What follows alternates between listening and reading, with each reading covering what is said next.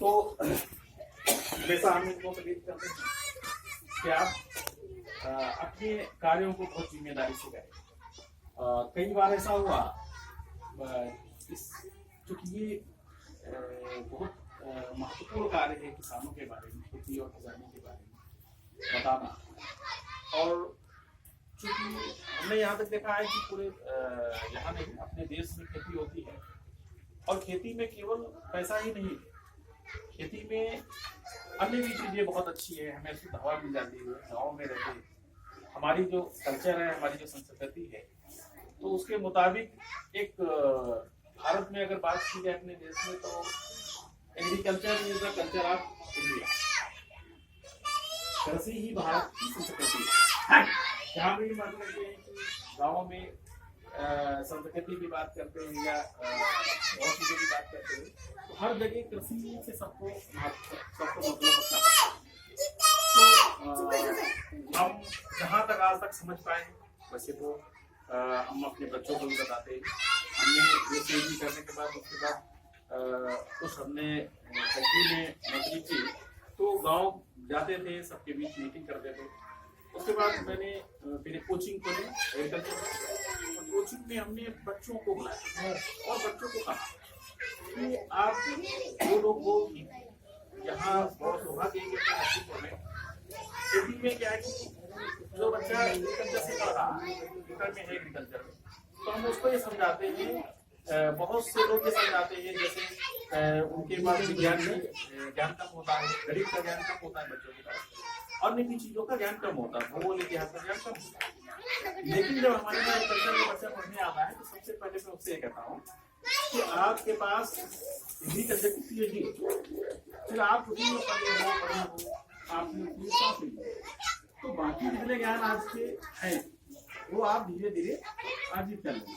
लेकिन ये मन में भावना बन लाना कि हम बिल्कुल हमें कुछ आता जाता है, क्योंकि तुम एग्रीकल्चर में पले बढ़ तो बहुत सारा तुम्हें ज्ञान, उस ज्ञान में और भी चीजें जोड़ दी सोने पर सुहागा हो जाएगा, और तुम अमेरिका जा करके अमेरिका वालों को बताओ, और तुम दुनिया के सबसे महत्वपूर्ण व्यक्ति था। क्योंकि संसार में खाना सबको खाना है, चाहे इंजीनियर हो, चाहे डॉक्टर हो, चाहे अध्यापक हो, चाहे वकील हो, चाहे नेता हो, खाना किसको नहीं खाना है। और खाना जब दूषित होने लगता है तो पूरे संसार में जितनी मानव जाति समेत एक बच्चों को भी हम पहले तुम्हें दुनिया का सबसे अच्छा है, और तुम्हें हम केवल इसलिए पढ़ा रहे हैं ताकि कुछ और चीजों को जोड़ करके और मुख्य धारा में तुम्हें किया। तो बच्चे उठ खड़े होते हैं। मुझे लगभग 65 बच्चे हमारे पास पढ़ने आए। 65 में 50 बच्चे विश्वविद्यालय में, हम लोगों ने ताजुब किया कि 50 बच्चे इतना अच्छा अचीवमेंट कैसे हो गया। गुलाम में लोग कहते थे कि 1-2 बच्चे निकालना मुश्किल लगेगा, और 50 बच्चे को कुछ मेरी अपनी उसमें समर्पण था, मेरा अपना त्याग था, और इसी में 3 चीजों को करते हुए उसके बाद हमारा संजीव फार्म है 100 बीघे का हमारी खेती, तो उस 100 बीघे की खेती भी यहाँ पर हमें उसमें भी कार्य करने का मौका मिला, तो नौकरी भी और ये कोचिंग और खेती। तो कृषि ही पढ़ना है, अपना कृषि के बच्चों के टच है, और वहाँ खेती में भी करना। तो हमें अभी तक जो हमने अभी तक पाया है, हालांकि जी ने तो बहुत सी चीजें बताई, तकनीकी बातें बताई, क्या कार्यक्रम है,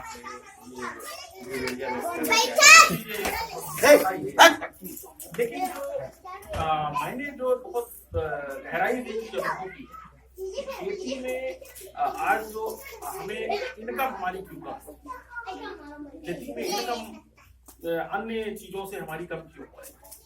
तो ये तो अलग बात है, सरकारी नीतियां भी होती हैं।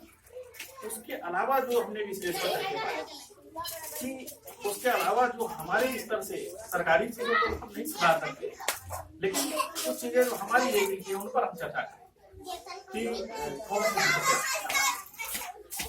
कहीं ना कहीं हर जगह प्रॉफिट के पीछे एक संगठन का हमने एक चीज की थोड़ी सी दिक्कत है, कमी होने लगी। हमारे परिवार जो हमारे संगठित होते वो परिवार छोटे, जैसे 5 भाई मिलकर के कार्य करते थे, उनमें एक संगठन था, संगठन में प्रबंधन था, बैठ के प्लानिंग करते थे, प्लानिंग के बाद फिर उसमें तकनीकी लागू करते थे, तकनीकी लागू करने के बाद उसमें फायदा आता है। तो वो जो हमारी आज के दौर में हम एक ये भी चीज बहुत गौर करने वाली है कि जहां तक प्रयास करें, पढ़े लिखे लड़के, अक्सर हम पढ़े लिखे लड़कों को क्या है जो जैसे करके आते हैं, तो थोड़ा सा मुझे उनको अपने बीच भी काम करने का मौका देना चाहिए।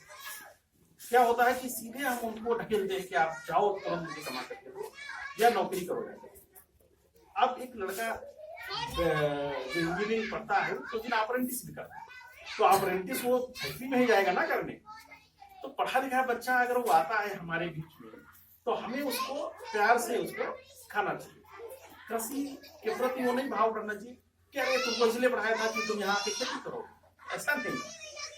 वो खेती एक बहुत गर्वपूर्ण कार्य है, तो हमें उसको क्या कहने लगते हैं, मन में भावना कर देते हैं कि इस कार्य को तुम्हें नहीं करना, जबकि हमें उसको इस कार्य से जोड़ना चाहिए। तो वो अगर हमारे बीच आएगा, कुछ ना कुछ हमारे से हमसे जोड़ेगा, तब कुछ हम उसको सिखाएंगे, फिर वो नौकरी करने निकल जाएगा, सेवा करेगा देश, पैसा भेजेगा, मजबूती आएगी।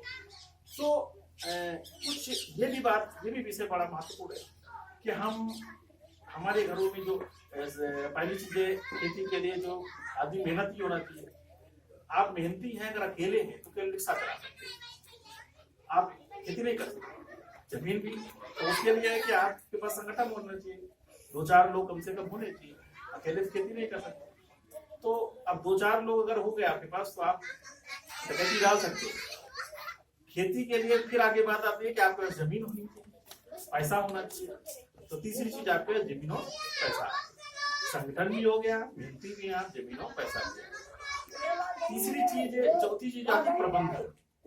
4 लोग हैं, 4 लोग हम खेती भी कर रहे हैं, हमारे पास जमीन भी और पैसा भी, लेकिन हमारे आपस में कैसा कोऑर्डिनेशन होना चाहिए, कैसे हमारा प्रबंधन होना चाहिए कि चारों लोग मिल करके उस कार्य को बड़ी सफलता के साथ कर सके। तो उसके लिए आजकल हमने देखा है पैसे का हिसाब घरों में नहीं रखा जाता, किसी से हिसाब पूछ दो तो नाराज हो जाता है। मेरा बड़ा अनुभव पक्का है, जो भी प्रबंधक हो मेन, पैसे में उसको किसी को ढील नहीं। एक जो भी पैसा है शाम से जिम्मेदारी टेबल पे आना चाहिए, उसकी एक चर्चा। दूसरी चीज है कि जो भी चीजें हैं हमारी खेती, वो लिखा पढ़त में भी हमें कुछ अपनी पेपर वर्क भी करना चाहिए। हमारे पास इतने औजार हैं, ये चीजें हैं, या फला डेट में हमने करने की बुआई की, तो मेन प्रबंधक के पास कुछ पेपर वर्क होना चाहिए जो कि उसको देखे और सबके साथ मिल करके और आगे की कार्य बताए और कार्य संचालित होना चाहिए। क्योंकि देखिए भाइयों में भी त्याग की भावना होती है, केवल भावनाओं से संगठन नहीं चलता है, भावनाओं के साथ साथ पारदर्शिता भी होनी चाहिए, जवाबदेही भी होनी चाहिए। तो थोड़ा लिखित कागज होना चाहिए। लिखित कागज के अलावा जब हम लिखित करेंगे तो उसमें हमें पता लगेगा कब हमने बुआई की थी, कितनी हमने बीज डाला था, कौन प्रजाति हमने की थी, कितना उत्पादन पिछली बार हुआ था, पिछली बार किस रेट में हमने लेबर को कितना दिया था, ट्रैक्टर का कितना हमने रेट दिया था। तो ये नहीं रहेगा कि उनसे पूछ लो या उनसे। यहाँ तक ये घरों में भी, जैसे आपके पास गांव में कितने किसके पास कल्टीवेटर है, किसके पास हैरो है, किसके पास हल है, पूरे गांव के लिखे होने चाहिए, आसपास गांव के भी लिखे होने चाहिए। प्रयास कर लें कि वो अगर इतना करके रहा है कि फला औजार की जरूरत है तो हमारे पास लिखा है, उनका नंबर भी लिखा है। तो कुछ दूसरी चीज है, ये प्रबंधन है, ये बड़ा महत्वपूर्ण है। हमारा खेती 3 चीजों पे चल रही है, मेहनती भी है, मेहनत है, लोग हैं, संगठन। प्रबंधन न होने के कारण हमारी खराब हो जाता है। तो प्रबंधन के बाद फिर क्या हुआ, हम प्रबंधन, फिर हम नई तकनीक, चौथी चीज है टेक्नोलॉजी। हम तकनीक को कैसे अपने साथ नई तकनीकों को कैसे समझें और हम जोड़ें, तो तकनीकी भी है। और उसके साथ एक प्लानिंग जो हमारी, जैसे हमने आपको बताया, जैसे अनवर जी ने बताया, हमने जब खेती करना शुरू किया तो हमारे यहाँ खेती में लगभग 100 बीघे खेती में 50 बीघे गन्ना बोया जाता, 60 बीघे गन्ना बोया जाता, और वो 60 बीघे गन्ना फरवरी मार्च में ही बोया जाता। 60 बीघे गन्ना भी बोना है, गेहूं भी कटवाना है, गन्ने की ट्राली भी खड़ी है। तो फरवरी मार्च में उसी समय शादियां थी, तो शादियां करना, गन्ना भी उत्पन्न और गन्ना सप्लाई भी करना और गेहूं भी करना। तो उस समय सबसे ज्यादा नुकसान ये होता है हमारा कि गन्ना सबसे ज्यादा खेती में महत्वपूर्ण है जमाव। खेत में अगर पेड़ ही नहीं होगा तो आप चाहे उसमें खाद डालें या पानी डालें, जो भी आप डालेंगे वो आपका बेकार ही जाएगा। तो एक संख्या होनी, अच्छा जमाव होगा तभी खेत में संख्या होगी। तो अगर फरवरी मार्च में इतने काम हो जाएंगे हमारे, और उस समय अगर हम गन्ना बोएंगे तो निश्चित रूप से अतर पतर बोएंगे। कई बार क्या होगा, खेत में नमी नहीं होगी और हम बो देंगे, जमाव खराब हो जाएगा। ज्यादा नमी होगी खेत में, ऐसे ही जोत के बो देंगे, जमाव खराब हो जाएगा, गन्ना खराब भी जाएगा, जमाव खराब हो जाएगा। कई बातें हो सकती है। फिलहाल कुप्रबंधन हो, आप जल्दी में करेंगे, कुप्रबंधन होगा, आपका गन्ना जमाव नहीं। तो उसके लिए क्या करें, हमें अगर बोना, आज की भी डेट में आपको बताएं कि अभी खेत खरीदना से भी हमने एक प्रस्ताव रखा कि हमारे यहाँ चीनी मिल देर में चलती। चीनी मिल देर में चलने का कारण है कि हमारे पास पेड़ी का एरिया कम है, तो पेड़ी हमारे पास कम है। तो उसके लिए क्या है कि हमें अक्टूबर की बुआई पर ज्यादा से ज्यादा ध्यान देना चाहिए। तो इधर हम अगर फरवरी मार्च में न बो करके हम कुछ गन्ना अगर अक्टूबर में बोए, जैसे हमारे पास 60 बीघे है तो हम 15-20 बीघे अक्टूबर में बोए और कुछ हमारा फरवरी में हो जाएगा। प्लस कुछ अगर हम तिपेड़ी के लिए भी कोई ऐसी वैरायटी है, प्रजाति है जिसको हम चुनाव कर सकते हैं, तो एक आध एकड़ तिपेड़ी भी हम छोड़ सकते हैं, जो बहुत अच्छी है हमारी पेड़ी। तो इस प्रकार से हम गन्ना का बुआई का जो एरिया है उसको हमें घटाना है, बहुत कम करना है, कि ताकि हम गन्ने की बुआई में कोई हमारा कुप्रबंधन ना। तो ये एक बड़ी महत्वपूर्ण चीज आ गई है। जैसे आप विद्यालय में आज हो रहा है ये कार्यक्रम, मेरे मन में इतनी खुशी है इस बात की कि विद्यालय गाँव हर जगह। तो इसी पर मेरे लिए एक मन में कॉन्सेप्ट आया, मॉडल आया कि क्यों ना विद्यालयों में, चूंकि बहुत शिक्षक आते और हर जगह है पूरे प्रदेश में, तो इसमें इन विद्यालयों को ग्राम स्वराज विद्यालय के रूप में क्यों ना बनाया, जहाँ पर लेखपाल भी आए, जहाँ पर गन्ना परीक्षक भी आए, जहाँ पर जितने कर्मचारी, पटवारी भी है, लेखपाल, जितने कर्मचारी हैं वो सब अपनी समय समय पर एक ऑफिस में आते हैं। तो चूंकि विद्यालय में कार्यक्रम हो रहा तो बड़ा हमें खुशी हो कि ये एक बड़ी अच्छी पहल है और इस पहल में हो सकता है आगे और अच्छा कार्य। स्वराज की बात, जैसे अब हमारे क्या है कि हम इनकम की तरफ, हमें जो है पैसे के रूप में इनकम की तरफ हमारा ध्यान गया है। तो हम ये पाते हैं कि आज हम खेती किसके लिए कर रहे हैं, हम खेती उनके लिए कर रहे हैं जो सऊदी अरब में बैठे हैं। क्योंकि आज जितनी खेती हमारी धीरे धीरे मशीनीकरण के कारण, हमें सहूलियत का रास्ता अपनाने के कारण हमारी जो पशु शक्ति है उसको हम छोड़ रहे हैं। तो हम खेती में हमारी जो लागत बढ़ रही है वो इसलिए बढ़ रही है क्योंकि हम डीजल इस्तेमाल करते हैं, खाद में हमें उर्वरक इस्तेमाल करते हैं, दवाएं हमें जो भी इस्तेमाल करते हैं वो सब बाहरी कंपनियों की, बीज हमारे सब बाहरी। तो इस वजह से आज ये दिक्कत आ रही है कि खेती में लगातार लागत बढ़ने का ये भी एक बड़ा कारण है कि हम खेती में निश्चित रूप से हमारे पास ट्रैक्टर होने चाहिए, उसके साथ साथ हमारे पास बैल भी होने, और उस बैल से जो हमारा गोबर होगा उसको हम खेत में डाल सकते हैं। और ये जो बैल वाली प्रक्रिया है इसमें क्या है कि किसान पैसे की प्रक्रिया से बच जाता है, ले आया गोबर, चारा ले आया, चारा खिला दिया और वो फिर जो उसका गोबर हुआ वो खेत में, मतलब हमें पशु शक्ति भी हमें मिल गई, हमें डीजल की जरूरत नहीं पड़ी, थोड़े मोड़े काम हमारे ऐसे ही हो गए, वहां हम डीजल से बच गए।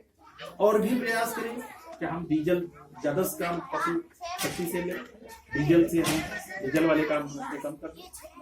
तो इन चीजों से क्या होगा, हमारी खाद भी अच्छी पहुंच गई। अभी हम एक ट्रेनिंग करने गए थे लखनऊ में, तो गाय के गोबर से उन्होंने दिखाया हमें, गाय के गोबर से 15 दिन में ही खाद बन जाती है। उन्होंने दिखाया, बनाई गई 15 दिन में। गाय के गोबर से हमारी कीटनाशक बन जाते हैं। गाय के गोबर और गोमूत्र से कई चीजें मिला करके बहुत सी छिड़कने वाली दवाएं बन रही है। गाय के गोबर से वो साबुन बन रही है, गाय के गोबर से अगरबत्ती बन रही है, धूप बत्ती बन रही है। इतनी चीजें जो है बन गई है। और उनको क्या है कि धीरे धीरे, हम ये मानते हैं जिम्मेदारी सरकार की है, बहुत से स्वयंसेवी संगठनों की है, ये तक